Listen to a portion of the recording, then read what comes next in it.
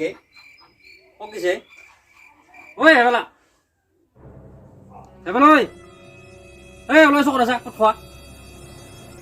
তোৰ দৰজাতে সোমাই থাকিবি ঘৰৰ ভিতৰত ওলাই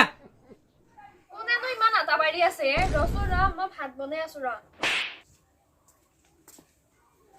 ভেবেলা নাইদু হকক বা গেছি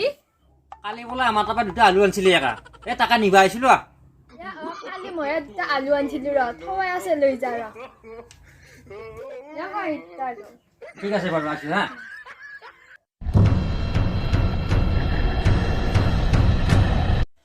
বাপে পিষ্টল লৈ আহিছো দেখোন এই ভাল আলু কেইটা থৈ দিছো আৰু পাই হাতত তাপে একো বস্তু আনিব নৰবাই নহ'লে গুদায়ে মাৰিল হয়